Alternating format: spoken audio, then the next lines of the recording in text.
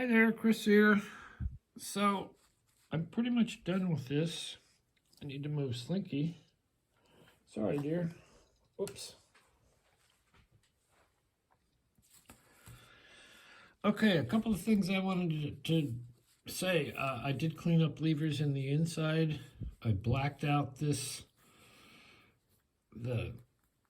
edges right here because they were sort of bothering me where they were shiny and not shiny. So I just took a Sharpie and got rid of that. Jack Fox wondered about did I drill a lot or dull a lot of drill bits, and no, not really.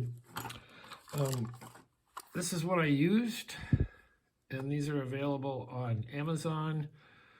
And this set was 16 bucks. I highly recommend these. They're very quality. I used that one, maybe that one, and even one of these tiny ones, and I didn't really perceivably dull any of them or break any of them. So I would get these if you're going to drill some heavy metal. For tapping and drilling and tapping, I just use these Irwin sets that I get at my True Value hardware store. This happens to be number 632 National Course. Is that right? I think so. NS would be National Fine. Anyway, actually, the ones I actually used were an 832.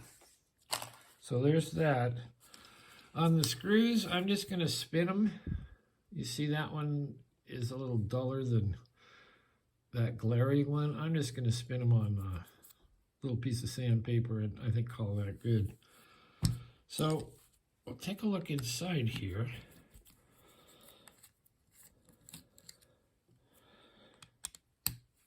When you're drilling, you want to keep your speed and your feed about where the drill is pulling up long ribbons of steel out of there.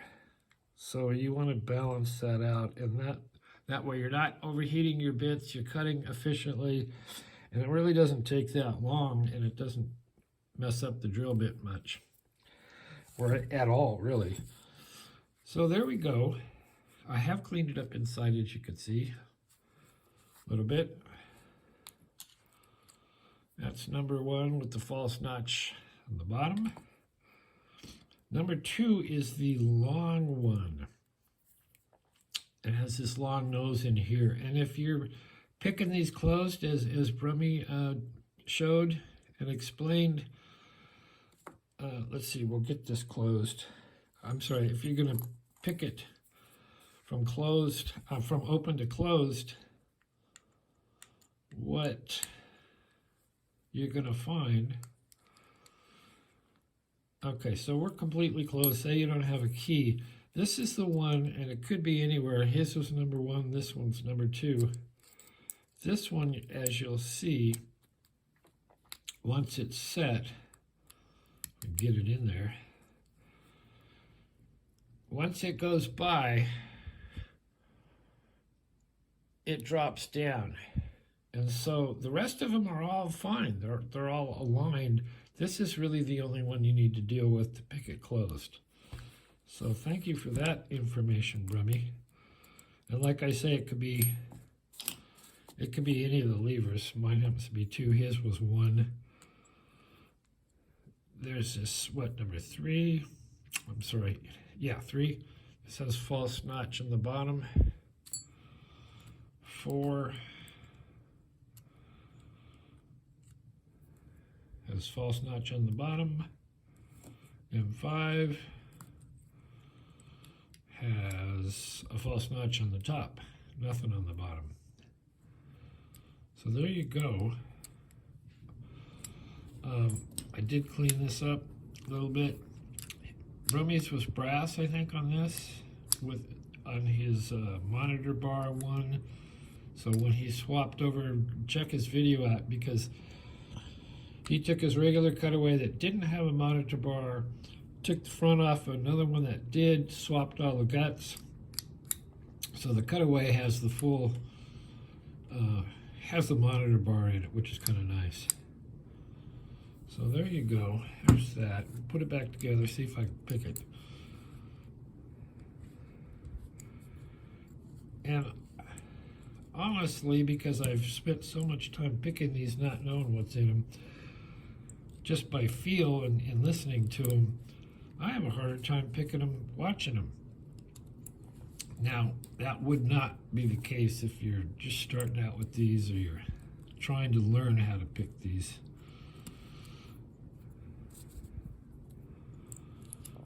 But it seems to be a bit of the case with me, and I think Brummy said that before. So somebody said that before. So we'll put our top back on. Use a couple of screws just to hold it in place. Oh, I also cleaned up the key a little bit.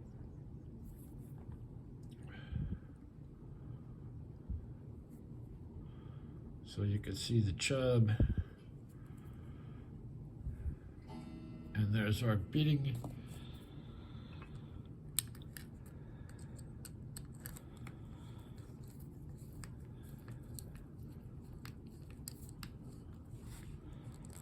All right, now I'm just going to take my 2-in-1 because you have seen me pick this a bunch of times, and I'm actually not going to look. You can look and see what all is going on. You see the back one, that one, front, there, boom, boom, boom, boom. So that gives you a really good idea with your picking, whether you're using a 2-in-1 or just a cut down key and a wire. But I'm just gonna feel it because I get tripped up a little bit.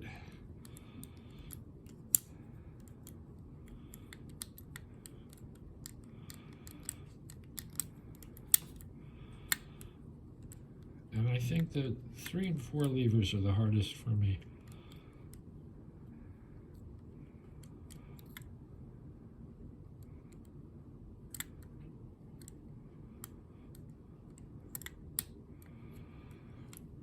Who'd I miss? I overset somebody. Looks like number 3. So we'll go in again.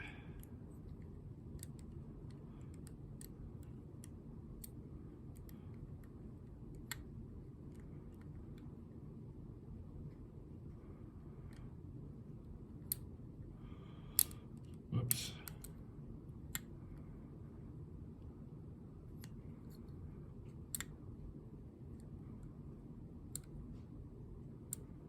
Two, 1, somebody in the back.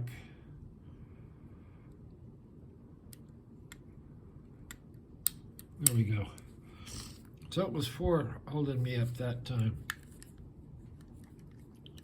Anyway, this has been a very, very fun project. A lot of work. A lot of work if you don't have a heavy-duty overhead mill. But I think it turned out very nicely. I'm very pleased with it. So there you go. If you want to do one of these, ask questions. I'd certainly love to answer your questions. And